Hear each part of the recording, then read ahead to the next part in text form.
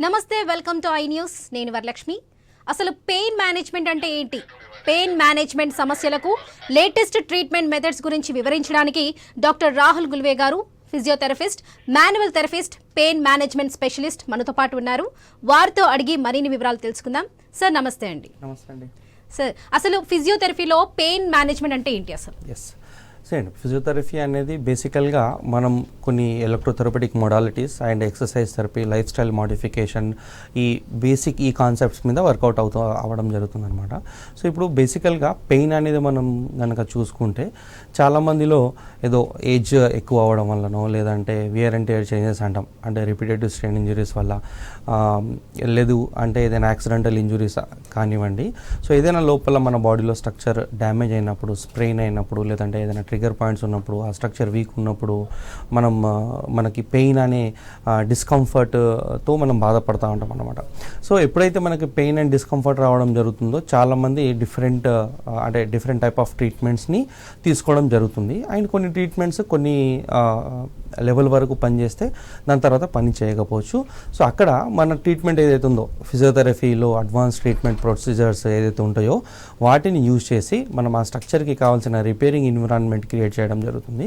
So దానివల్ల వాళ్ళలో ఏదైతే పెయిన్ అండ్ డిస్కంఫర్ట్ లెవెల్స్ ఉంటాయో వాటిని మనం తగ్గించే అవకాశం ఉంటుందన్నమాట. ఎస్ సార్, పెయిన్ మేనేజ్మెంట్లో ఎలాంటి సమస్యలు ట్రీట్ చేస్తారు? ఇప్పుడు మనకి బేసికల్గా మనం డే టు డే యాక్టివిటీస్లో మనం కనుక చూసుకుంటే, ఇప్పుడు కొంతమంది స్పోర్ట్స్ ప్లేయర్స్ ఉంటారు, వాళ్ళలో స్ప్రెయిన్స్ అండ్ స్ట్రెయిన్స్ అయ్యే అవకాశాలు ఉంటాయి.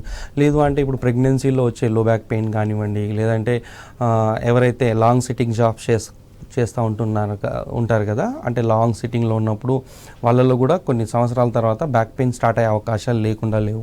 దాంతోపాటు వయస్సుతో పాటు వచ్చే మార్పులు, ఏదైతే కీళ్ళు అరిగిపోవడం కానివ్వండి, లేదంటే కొంతమందికి డయాబెటీస్ అవి కండిషన్స్ ఉన్నప్పుడు వాళ్ళలో ఫ్రోజన్ షోల్డర్స్ కానివ్వండి, ఇలాంటివి ఈ కండిషన్స్ మనం చూస్తూ ఉంటాం. సో వాటెవర్ ఏదైనా స్ట్రక్చర్లో వచ్చే అరుగుదల కానివ్వండి, లేదంటే ఏదైనా స్ట్రక్చర్ డ్యామేజ్ అవ్వడం వల్ల వచ్చే ఏదైతే ఇబ్బంది ఉందో దానికి మనం ఫిజియోథెరపీతోని అడ్వాన్స్ లెవెల్ ఆఫ్ ట్రీట్మెంట్ చేసే అవకాశాలు ఉంటాయన్నమాట. ఓకే సార్, పెయిన్ మేనేజ్మెంట్లో ఎలాంటి టెక్నాలజీస్ అండ్ ఈక్విప్మెంట్స్ ఉంటాయి? ఎస్ అండి, ఇప్పుడు ఫిజియోథెరపీలో బేసికల్గా మనకి చాలా ఎక్విప్మెంట్స్ ఉంటాయి. సో దాంట్లో మనం ఇంతకుముందు మాట్లాడినట్టుగా కొన్ని మాన్యువల్ థెరపీ టెక్నిక్స్ ఉంటాయి. మాన్యువల్ థెరపీలో అంటే ఇప్పుడు మ్యానిపులేషన్స్ కానివ్వండి, లేదంటే మొబిలైజేషన్స్ అంటాము, లేదంటే ఏదైతే ట్రిగర్ పాయింట్స్ రిలీజింగ్ అంటాము. దాంతోపాటు మనకి ఎలక్ట్రోథెరపెటికల్ మొడాలిటీస్ కూడా మనం యూజ్ చేయడం జరుగుతుంది. దాంట్లో మనం high power lasers, shock waves, దాంతోపాటు మనకి ఆర్పిడబ్ల్యూఎంఎస్ అంటాం అనమాట, రిపిటేటివ్ మ్యాగ్నెటిక్ పెరిఫెరల్ స్టిమ్యులేషన్స్, ఇలాగా చాలా ఐఎఫ్సి కరెంట్స్, డిఫరెంట్ అంటే అప్రోచెస్తోని మనం ట్రీట్మెంట్ చేయడం జరుగుతుంది. దాంతోపాటు ఎక్సర్సైజ్ థెరపీ డెఫినెట్గా చాలా కీ రోల్ ప్లే చేస్తుంది. ఓవరాల్గా స్ట్రక్చర్ని రీస్టోర్ చేయడంలో కానీ, అక్కడ స్ట్రక్చర్ స్ట్రెంత్ని పెంచడంలో కానీ, అండ్ ఈ లైఫ్ స్టైల్ మోడిఫికేషన్స్ ఏదైతే అంటామో అవి కూడా మనకు చాలా బ్యూటిఫుల్గా వర్కౌట్ అవ్వడం జరుగుతుంది అనమాట. సో ఇక్కడ బేసికల్గా మనం ఫిజియోథెరపీ అండ్ పెయిన్ మేనేజ్మెంట్లో మనం ఇక్కడ పెయిన్ రిసెప్టార్స్ని బ్లాక్ చేయకుండా, అక్కడ ఏదైతే స్ట్రక్చర్ వీక్ అయిందో అక్కడ స్ట్రక్చర్ని రిపేర్ చేయడానికి, అక్కడ స్ట్రెంత్ చేయడానికి ఈ బేసికల్గా మన ట్రీట్మెంట్ స్ట్రాటజీస్ హెల్ప్ అవుట్ అవ్వడం జరుగుతుంది అనమాట. పెయిన్ మేనేజ్మెంట్లో ఎన్ని రకాల థెరప్యూటికల్ అప్రోచెస్ ఉంటాయి సార్? అండి, ఇప్పుడు we have a different number of approaches అన్నమాట.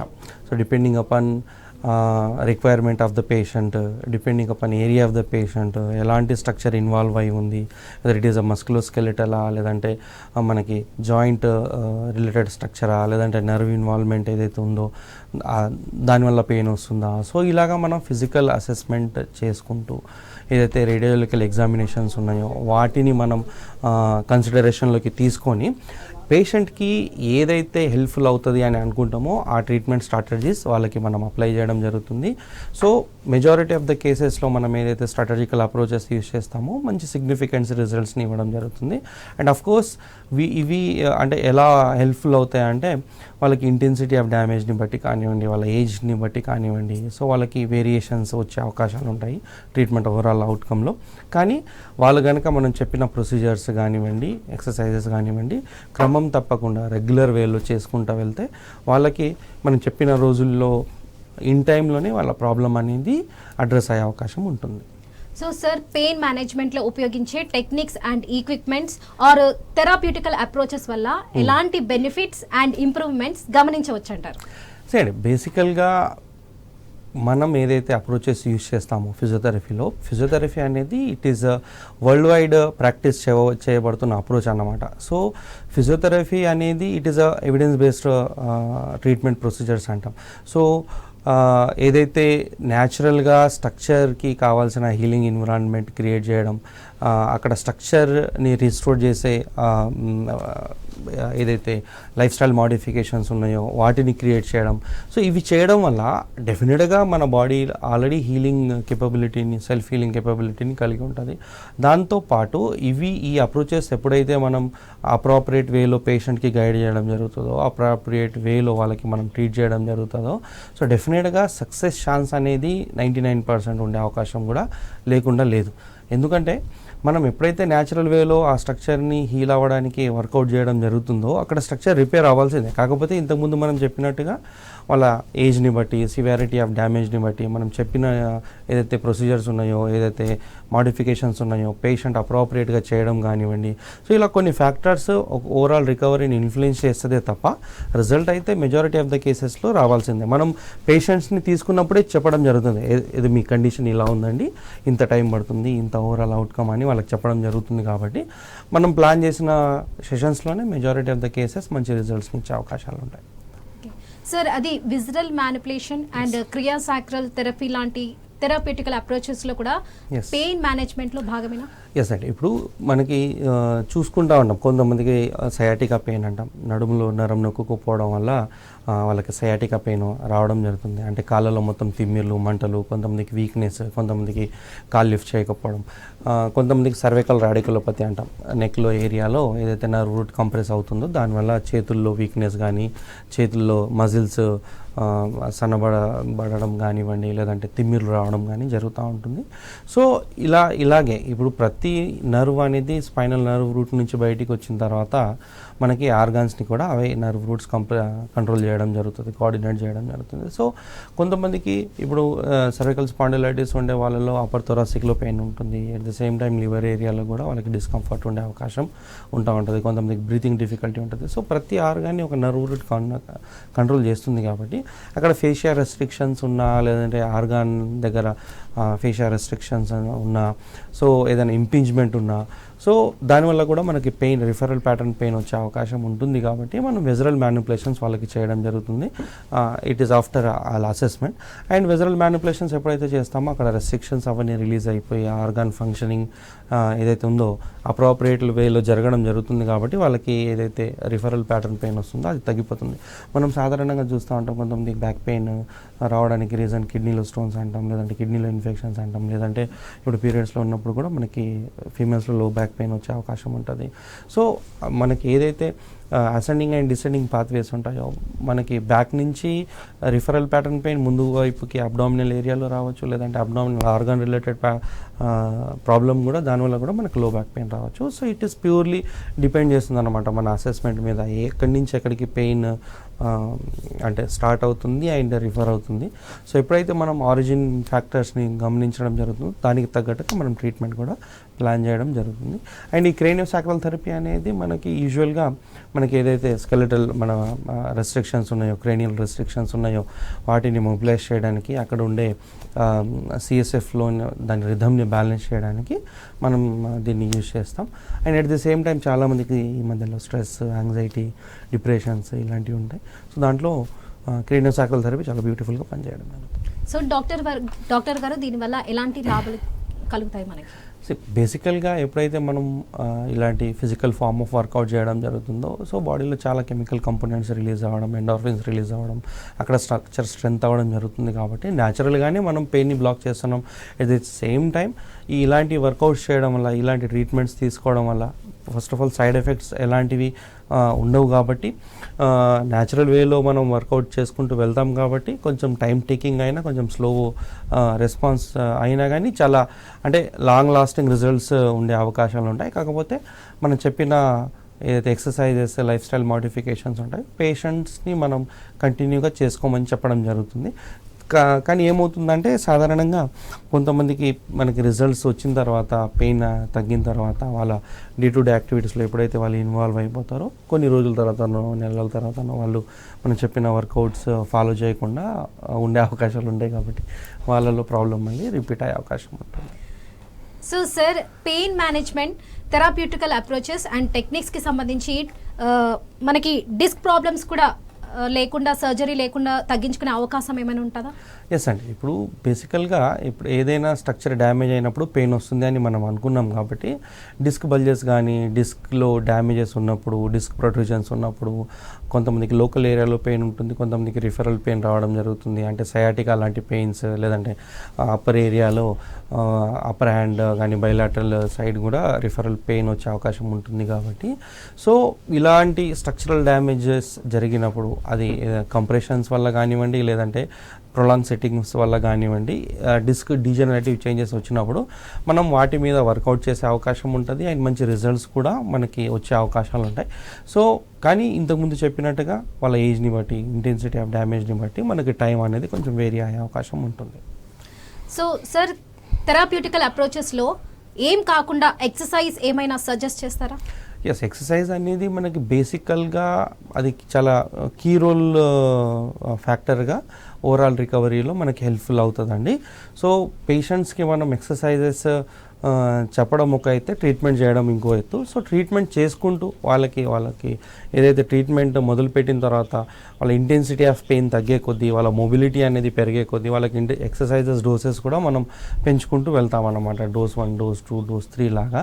సో ఎక్సర్సైజెస్ మనకి డోసెస్ పెరిగే కొద్దీ, వాళ్ళకి ఇంటెన్సిటీ ఆఫ్ పెయిన్ తగ్గుకుంటూ వెళ్ళే కొద్దీ డెఫినెట్గా వాళ్ళ మొబిలిటీ అండ్ లైఫ్ స్టైల్ కూడా చేంజ్ అయ్యే అవకాశం ఉంటుంది. అందువల్లనే మనం వాళ్ళకి ఎక్సర్సైజ్ అనేది లైఫ్ లాంగ్ కంటిన్యూ చేయమని చెప్పడం జరుగుతుందండి.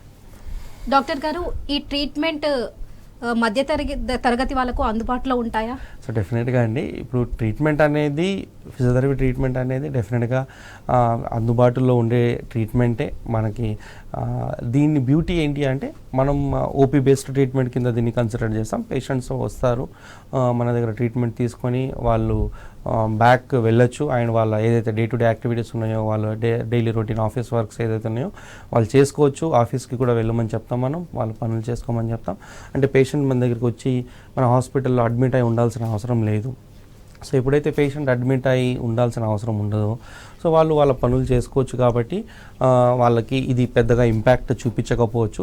సో దానివల్ల ఏమవుతుందంటే వాళ్ళకు కూడా ఒక ప్లస్ పాయింట్ లాగా ఉండే అవకాశం ఉంటుంది. సో డాక్టర్, జనరల్గా వయసు అయిపోయిన వాళ్ళకి మోకాల పెయిన్స్ చాలా వస్తుంటాయి, వాళ్ళకి ట్రీట్మెంట్ అందుబాటులో ఉంటుందా? ఎస్. సో ఇప్పుడు నీ జాయింట్ పెయిన్ అనేది మీరు అన్నట్టుగా వయస్సు పెరిగే కొద్దీ వాళ్ళలో మనం కామన్గా చూసుకుంటూ ఉంటాం. లేదు అంటే కొంతమందికి లాంగ్ స్టాండింగ్ ఉండే వాళ్ళకి, లేదంటే లాంగ్ యాక్టివిటీస్, స్టేర్ క్లైంబింగ్, ఎక్కడం దిగడం ఇలా చేసే వాళ్ళకి, లేదంటే ఏదైనా స్పోర్ట్స్లో ఉన్నప్పుడు, ఏదైనా స్ప్రెయిన్స్ అయినప్పుడు, లేదంటే ఏదైనా యాక్సిడెంట్స్ అయినప్పుడు కూడా నీ జాయింట్ డీజనరేట్ అయ్యే అవకాశం ఉంటుంది. ఎందుకంటే కొన్ని లిగమెంట్స్ కానీ లోపల డ్యామేజ్ అయినా, లేదంటే మస్కులర్ సిస్టమ్ వీక్ ఉన్నా కానీ ఇంబ్యాలెన్స్గా ఉండడం వల్లను, కొంతమందికి ఫ్లాట్ ఫీట్ ఉండడం వల్ల వాళ్ళ స్టాండింగ్ పోస్చర్ సరిగా లేనప్పుడు కూడా ఒక స్ట్రక్చర్ అనేది డీజనరేట్ అయ్యే అవకాశం ఉంటుంది, బేసికల్గా నీ జాయింట్. సో అలాంటి వాళ్ళకి మనకి ఫిజియోథెరపీ ట్రీట్మెంట్లో మంచి సొల్యూషన్ అనేది దొరికే అవకాశం ఉంటుంది. కాకపోతే ఏంటంటే వాళ్ళు కనుక స్టార్టింగ్ స్టేజ్లో మన దగ్గరికి రాగలిగితే, గ్రేడ్ 1, గ్రేడ్ 2 ఇంజురీస్ ఉన్నప్పుడు రాగలిగితే మంచి రిజల్ట్స్ అండ్ ఫాస్టర్ రికవరీ ఉండే అవకాశం ఉంటుంది. సో ఏజ్ పెరిగే కొద్దీ, ఇంటెన్సిటీ ఆఫ్ డ్యామేజ్ పెరిగే కొద్దీ అక్కడ మనకి రికవరీ అనేది సోర్స్ అనేది, అంటే ఛాన్స్ అనేది చాలా తగ్గిపోయే అవకాశం ఉంటుంది and long duration of treatment కూడా పడే అవకాశం ఉంటుంది. సో చాలామంది మనం చూస్తూ ఉంటాం, పెయిన్ వచ్చినప్పుడు వాటిని హోమ్ రెమెడీస్ కానీ, లేదంటే ఏదైనా టెంపరీ ట్రీట్మెంట్ కానీ తీసుకోవడం జరుగుతూ ఉంటుంది. వాళ్ళు ఆ టెంపరీ ట్రీట్మెంట్ తీసుకున్నప్పుడు పెయిన్ రిసెప్టార్స్ తగ్గుకుంటూ ఉంటాయి.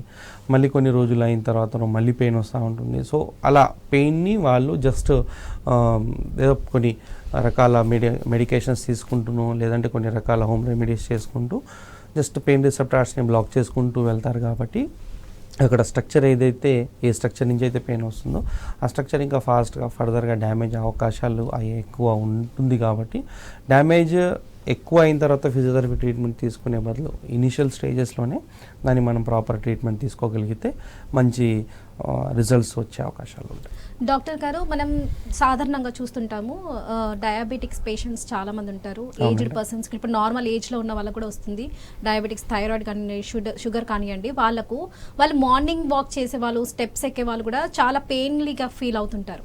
వాళ్ళకు మీరు ఎలాంటి ఎక్సర్సైజ్ సజెస్ట్ చేస్తారు? సో ఇప్పుడు మార్నింగ్ ఏదైనా ఆర్థరైటిస్ ఉన్న వాళ్ళు, లేదంటే స్లీప్ సరిగా లేకపోవడం వల్లనో, లేదంటే ఏదైనా వైటమిన్ డెఫిషియన్సీస్ కానీ ఇలాంటివి ఉన్నప్పుడు, లేదంటే క్లైమేటల్ ఎఫెక్ట్ ఉంటుంది కొంతమందికి, ఇలాంటి వాళ్ళు మార్నింగ్ లేచినప్పుడు వాళ్ళ బాడీ చాలా స్టిఫ్గా ఉంటుంది, రిజిడిటీగా ఉంటుంది అనమాట. సో ఈ స్టిఫ్నెస్ ఏదైతే ఉందో ఈ స్టిఫ్నెస్ వల్ల వాళ్ళకి ఆ మొబిలిటీ అనేది చాలా కాంప్రమైజ్ అయ్యే అవకాశం ఉంటుంది. సో ఎర్లీ మార్నింగ్ లేచినప్పుడు వాళ్ళు కొన్ని వర్కౌట్ చేయలేని పక్షంలో ఉంటారనమాట. అండ్ కొంతమందికి ఎక్సర్సైజెస్ చేసిన తర్వాత కూడా పెయిన్ పెరిగే అవకాశం ఉంటుంది. సో ఇందుకు మనం వాళ్ళకి ఏదైతే ఈ స్టిఫ్నెస్ రావడానికి, ఏదైతే ఈ పెయిన్ రావడానికి రీజన్ ఉందో దాని రీజన్ ఫైండ్ అవుట్ చేసి దాని మీద వర్కౌట్ చేయాల్సి వస్తుంది. సో కొంతమందికి ఆర్థరైటిస్ కనుక ఉంది అనుకోండి, ఇప్పుడు ఆర్థరైటిస్ ఉన్నప్పుడు రుమటాలజిస్ట్ని కలవడం, వాళ్ళ సజెషన్స్ తీసుకోవడం, వాళ్ళ డైట్లో ఏదైనా మార్పులు చేయాలని అనిపిస్తే వాళ్ళు అది చూసుకోవడం జరుగుతుంది. And at the same time మనం కొన్ని కస్టమైజ్డ్ ఎక్సర్సైజెస్ ఇవ్వడం జరుగుతుంది. సో ఎప్పుడైతే మనం పేషెంట్ని ఫిజికల్గా అసెస్ చేసి వాళ్ళ ప్రాబ్లం ఏంటనేది తెలుసుకొని కస్టమైజ్డ్ ఎక్సర్సైజెస్ ఎప్పుడైతే ఇవ్వడం చేస్తామో వాళ్ళకి ఏదైతే డిస్కంఫర్ట్ అండ్ పెయిన్ ఏదైతే ఉందో అది తగ్గిపోయే అవకాశం ఉంటుంది. సో దానివల్ల పేషెంట్స్ ఎప్పుడైతే ఎక్సర్సైజెస్ వాళ్ళకి సూటబుల్ ఎక్సర్సైజెస్ మనం వాళ్ళకి ఎప్పుడైతే ఇస్తామో, వాళ్ళు ఎప్పుడైతే అలాంటి ఎక్సర్సైజెస్ చేస్తారో వాళ్ళకి బెటర్ అనిపిస్తే వాళ్ళకి చేయాలని అనిపిస్తుంది. కానీ కొంతమందికి కొన్ని రకాల ఎక్సర్సైజెస్ చేసినప్పుడు వాళ్ళకి పెయిన్ రిసెప్టార్స్ ఇంకా పెరిగే అవకాశం ఉంటుంది, పెయిన్ పెరుగుతూ ఉంటుంది. సో అలాంటి వాళ్ళకి డాక్టర్ ఎక్సర్సైజ్ చేయమని చెప్పినప్పుడు వాళ్ళు చేయలేకపోతారు, ఎందుకంటే బాడీ దాన్ని రిజెక్ట్ చేస్తూ ఉంటుంది, దాన్ని ఎంటర్టైన్ చేయదు కాబట్టి. సో డెఫినెట్గా కస్టమైజ్ ఎక్సర్సైజెస్ అనేది ఎంతైనా పేషెంట్కి యూస్ఫుల్ అవ్వడం జరుగుతుంది. సో అలాంటి పక్షంలో వాళ్ళు కనుక ఒక ఫిజియోథెరపిస్ట్ దగ్గరికి వెళ్ళి వాళ్ళ ప్రాపర్ కన్సర్న్స్ చెప్పి ఫిజియోథెరపిస్ట్తో అసెస్మెంట్ చేయించుకొని వాళ్ళు రికమెండ్ చేసిన ఎక్సర్సైజెస్ చేయడం వల్ల డెఫినెట్గా పేషెంట్స్కి యూస్ఫుల్ అయ్యే అవకాశం ఉంటుంది. సో డాక్టర్ గారు, కొంతమంది ఉంటారు జాయింట్ పెయిన్ వస్తుంటుంది, వాళ్ళు ఒక ఆయింట్మెంట్ రాసి వదిలేస్తుంటారు, లైట్ తీసుకుంటారు చాలా మంది కూడా. వాళ్ళకి ఫ్యూచర్లో ప్యానిక్ అయ్యే అవకాశం ఏమైనా ఉందంటారా? డెఫినెట్గా ఏదైనా స్ట్రక్చర్ డ్యామేజ్ అయినప్పుడు అక్కడి నుంచి పెయిన్ వస్తుంది అనుకోండి, ఇంటెన్సిటీ ఆఫ్ డ్యామేజ్ తక్కువ ఉన్నప్పుడు మన బాడీ సెల్ఫ్ రిపేర్ చేసుకుంటూ ఉంటుంది. కాబట్టి ఏదైనా పెయిన్ అనేది ఇనిషియల్ ఫేజ్లో ఏదైనా మనం పడ్డప్పుడు, లేదంటే ఏదైనా స్ప్రెయిన్ అయినప్పుడు, ఏదైనా యాక్సిడెంట్ అయినప్పుడు పెయిన్ వచ్చింది తగ్గిపోయింది అనుకుంటే దాని గురించి పెద్దగా మనం వరీ అవ్వాల్సిన అవసరం లేదు. ఎందుకంటే చిన్న చిన్న డ్యామేజెస్ బాడీ సెల్ఫ్గా హీల్ చేసుకుంటుంది కాబట్టి. కాకపోతే లాంగ్ రన్లో పెయిన్ అనేది పర్టికులర్ ఏరియా నుంచి ఆన్ ఆఫ్ అవుతూ ఉందనుకోండి, ఏదైనా యాక్టివిటీ చేసినప్పుడు పెయిన్ రిసెప్టార్స్ పెరుగుతున్నాయి, ఏదైనా ఇలాంటి హోమ్ రెమెడీస్ చేసుకున్నప్పుడు పెయిన్ తగ్గుతుంది, మళ్ళీ వస్తుంది అనుకుంటే, దాంతోపాటు అంతకుముందు ఏదో ఒక ఏరియాలో ఉండే పెయిన్ ఇప్పుడు రిఫరల్ పెయిన్ అవుతుంది, అంటే వేరే చోట్లకు కూడా పాకుతుంది అని అనిపిస్తే మాత్రం ఇలాంటి సిచ్యువేషన్స్లో మనం తప్పకుండా ఒక ఫిజియోథెరపిస్ట్ని కలవాల్సిన అవసరం ఎంతైనా ఉంది. అండ్ వాళ్ళు చెప్పిన ఏదైతే వర్కౌట్స్ ఉన్నాయో, వాళ్ళు చెప్పిన ట్రీట్మెంట్ ఏదైతే ఉందో వాళ్ళ దగ్గర తీసుకొని ప్రాపర్గా ఇన్ టైంలోనే కనుక మనం ఆ ప్రాబ్లమ్ని అడ్రస్ చేయగలిగితే అది పెద్దగా అయ్యే అవకాశాలు నుంచి మనం తగ్గించుకోవచ్చు. సో డాక్టర్ గారు, మనం ఫుడ్ పరంగా వస్తే చాలా మంది జనరల్గా ఆలుగడ్డ, వంకాయ తింటే పెయిన్ ఎక్కువ వస్తుంది అని అంటారు. సో వాళ్ళు ఎలాంటి ఫుడ్స్ అవాయిడ్ చేయాలి, అసలు ఎలాంటి ఫుడ్స్ తీసుకుంటే బాగుంటుంది? సో ఇప్పుడు మెడికల్లో చూసుకుంటే మనం యూజువల్గా అన్ని రకాల ఫుడ్స్ తీసుకోమని చెప్తాం, తినమని చెప్తాం. కానీ కొంతమందికి పర్సనల్గా కొన్ని రకాల ఫుడ్స్ పడనప్పుడు దాన్ని అవాయిడ్ చేయడం ఎంతైనా మంచిది. ఎందుకంటే వాళ్ళు కనుక పర్సనల్గా ఫీల్ అవుతున్నప్పుడు ఇలాంటి రకాల ఫుడ్స్ తీసుకున్నప్పుడు మార్నింగ్ లేచినప్పుడు వాళ్ళ కాళ్ళలో కానీ చేతుల్లో కానీ వాపులు ఉంటున్నాయి, లేదంటే నొప్పులు పెరుగుతున్నాయి అని వాళ్ళకి కనుక అనిపిస్తే అది వాళ్ళ పర్సనల్ చాయిస్, డెఫినెట్గా వాళ్ళు దాన్ని అవాయిడ్ చేయొచ్చండి. సార్, ఇంకోటి నా తరఫు నుండి క్వశ్చన్ మీకు. సో మా వాళ్ళకే మా రిలేషన్లో ఇక్కడ పెయిన్ అనేది ఇక్కడ సైడ్గా రావడం జరిగింది. సో ఆ పెయిన్కి ఎన్ని టెస్టులు చేయించినా కూడా అన్ని నార్మల్ రిపోర్ట్స్ అయినా వచ్చాయి. దీనికి ఎలా, అసలు ఈ పెయిన్ దేనికి సంబంధించింది? సో ఇప్పుడు మనకి ప్యాటర్న్ ఆఫ్ పెయిన్ ఏదైతే ఉందో, టైప్ ఆఫ్ పెయిన్ అంటాం కదా, కొంతమందికి బర్నింగ్ ఉంటుంది, కొంతమందికి నమ్నెస్ ఉంటుంది, కొంతమంది టింగ్లింగ్ ఉంటుంది, కొంతమందికి జస్ట్ స్టిఫ్నెస్ ఉంటుంది, కొంతమందికి యాక్టివిటీ చేసిన తర్వాత జస్ట్ లైక్ పుండులాగా అనిపిస్తూ ఉంటుంది అన్నమాట. కొంతమందికి ఏదైతే ఏదైనా మూమెంట్ చేసినప్పుడు, ఏదంటే యాక్టివిటీస్ చేసిన తర్వాత ఒక 10-15 మినిట్స్ తర్వాత పెయిన్ స్టార్ట్ అవుతూ ఉంటుంది. సో ఏదైనా మూమెంట్లో పెయిన్ వస్తుంది అనుకుంటే డెఫినెట్గా అది స్ట్రక్చర్ రిలేటెడ్ పెయిన్ కింద కన్సిడర్ చేస్తాం. అండ్ ఆర్గాన్ రిలేటెడ్ పెయిన్ ఏదైనా, ఇప్పుడు కిడ్నీలో ప్రాబ్లం ఉన్నా, లేదంటే ఏదైనా యూరినరీ బ్లాడర్లో ఏదైనా ప్రాబ్లం ఉన్నా, లేదంటే ఆర్గాన్స్ ఏదైనా తీసుకోండి, లార్జ్ ఇంటెస్టైన్, స్మాల్ ఇంటెస్టైన్, వీటిలో ప్రాబ్లం ఉన్నప్పుడు దాని పెయిన్ అనేది చాలా కాన్స్టెంట్గా కంటిన్యూస్గా ఉండే అవకాశం ఉంటుంది. అండ్ ఇలాంటి పెయిన్ అంత తొందరగా అంటే పెరగదు, అంత తొందరగా తగ్గదు. సో మనం డెఫినెట్గా డిఫరెన్షియల్ డయాగ్నోసిస్లో ఆ పెయిన్ ఎందుకు వస్తుంది, ఎక్కడి నుంచి వస్తుంది అనేది, దాని సోర్స్ ఏంటి అనేది కొన్ని రకాల ఫిజికల్ ఎగ్జామినేషన్స్ చేసి తెలుసుకోవడం జరుగుతుంది. అండ్ ఇప్పుడు ఎంఆర్ఐ తీసినా, కొన్ని టెస్టులు చేసినా దాంట్లో డ్యామేజ్ ఎక్కువ లేదు, సో పెయిన్ ఉండే అవకాశం లేకుండా లేదు. కొంతమందికి ఇప్పుడు తక్కువ డ్యామేజ్ ఉన్నా ఎక్కువ పెయిన్ ఉండే అవకాశం ఉంటుంది, కొంతమందికి ఎక్కువ డ్యామేజ్ ఉన్నా అసలు పెయిన్ లేకపోవడం, లేదంటే తక్కువ పెయిన్ ఉండడం కూడా జరిగే అవకాశాలు ఉంటాయి. సో మనకి ఎప్పుడైనా ఒక ఏరియా నుంచి పెయిన్ జనరేట్ అవుతుంది, పెయిన్ రిసెప్టార్స్ జనరేట్ అవుతున్నాయి, మన క్వాలిటీ ఆఫ్ లైఫ్ కాంప్రమైజ్ అవుతుంది అనుకుంటే ఇంకా టెస్ట్ల వెనకాల పడకుండా ఒక మంచి ఫిజియోథెరపిస్ట్ దగ్గరికి వెళ్ళి ప్రాపర్గా వాళ్ళు చెప్పిన ట్రీట్మెంట్ తీసుకొని ఎక్సర్సైజెస్, లైఫ్ స్టైల్ మోడిఫికేషన్స్ చేయడం వల్ల డెఫినెట్గా వాళ్ళకి ప్రాబ్లం తగ్గిపోయే అవకాశం ఉంటుంది. అండ్ డెఫినెట్గా ప్రతి ప్రాబ్లంకి అంటే ఒక పెయిన్కి ఒక రీజన్ ఉంటుంది కాబట్టి మనకు కొన్నిసార్లు అది తెలియవచ్చు, కొన్నిసార్లు తెలియకపోవచ్చు, అంటే కొన్ని రకాల టెస్టులు చేయడం వల్ల. కానీ వాళ్ళ పేషెంట్ చూపించే సైన్స్ అండ్ సిమ్టమ్స్ని బట్టి మనం డెఫినెట్గా అడ్రస్ చేసే అవకాశం ఉంటుంది. సార్, ఈ పెయిన్ మేనేజ్మెంట్కి సంబంధించి మీకు ఏమైనా బ్రాంచెస్ ఉన్నాయా సార్? ఎస్ అండి, ఇప్పుడు మన బ్రాంచెస్ ఎల్బీ నగర్, మనకి పంజాగుట్ట సర్కిల్లో ఉంటుంది, అండ్ ఎస్ రావ్ నగర్ అండ్ కేపీహెచ్బిలో ఉంటుంది. ఓకే, మిమ్మల్ని ఎలా కలుసుకోవాలి? డెఫినెట్గా మీ అపాయింట్మెంట్ ఎలా తీసుకోవాలి? Ashoka international pain management centre అని ఉంటుందండి. మీరు స్క్రీన్ మీద కనిపిస్తున్న నెంబర్స్కి కాల్ చేసి అపాయింట్మెంట్ తీసుకోవచ్చు. అది మీరు గూగుల్లో సెర్చ్ చేసినా మీ కాంటాక్ట్ డీటెయిల్స్ దొరుకుతాయి. అవైలబిలిటీని బట్టి అపాయింట్మెంట్ బుక్ చేస్తారు. అండ్ డెఫినెట్గా మీకు కనుక మెకానికల్ పెయిన్ ఇంతవరకు మనం ఏదైతే డిస్కస్ చేసుకున్నామో అలాంటి పెయిన్ ఏదైనా ఉంది అనుకుంటే మీరు చాలా చోట్లకి వెళ్ళి ట్రీట్మెంట్స్, చాలా రకాల ట్రీట్మెంట్స్ తీసుకొని మీకు ప్రాబ్లం తగ్గలేదు అనుకుంటే డెఫినెట్గా Ashoka international pain management centre మీ ప్రాబ్లమ్కి అడ్రస్ చేసే విధంగా చాలా హై ఎండ్ ఎక్విప్మెంట్స్తో అండ్ చాలా ఇంటర్నేషనల్ లెవెల్ థెరపటికల్ అప్డేటెడ్ అప్రోచెస్తో మీకు ట్రీట్మెంట్ చేయడం జరుగుతుంది. కాకపోతే ఇక్కడ మీరు అనుకున్నట్టుగా ఇన్స్టెంట్గా రిజల్ట్స్ రాకపోయినా కొంచెం టైం ఇచ్చి మనం కనుక పేషెంట్స్తోని మనం చెప్పినవన్నీ ఫాలో చేయగలిగితే మీ పెయిన్కి మీరు ఫుల్ స్టాప్ పెట్టుకునే అవకాశం ఉంటుంది. సో సార్, మిమ్మల్ని ఎలా సంప్రదించాలో? ఆన్లైన్ ద్వారా అపాయింట్మెంట్ తీసుకోవాలా, లేకపోతే మిమ్మల్ని డైరెక్ట్ కన్సల్ట్ అవ్వచ్చా? ఎస్ అండి, మీరు ఇంతకుముందు చెప్పినట్టుగా గూగుల్లో మీరు Ashoka international pain management centre అని టైప్ చేస్తే మీకు కాంటాక్ట్ డీటెయిల్స్ దొరికే అవకాశం ఉంటుంది. సో వాటిని మీరు అప్రోచ్ అయ్యి మీరు అపాయింట్మెంట్ బుక్ చేసుకొని రావచ్చు. Right, thank you sir, thank you so much. So చూసారు కదా, ఇది ఇవాల్టి పెయిన్ మేనేజ్మెంట్లో థెరపీకి సంబంధించిన డీటెయిల్స్. చూస్తూనే ఉండండి ఐ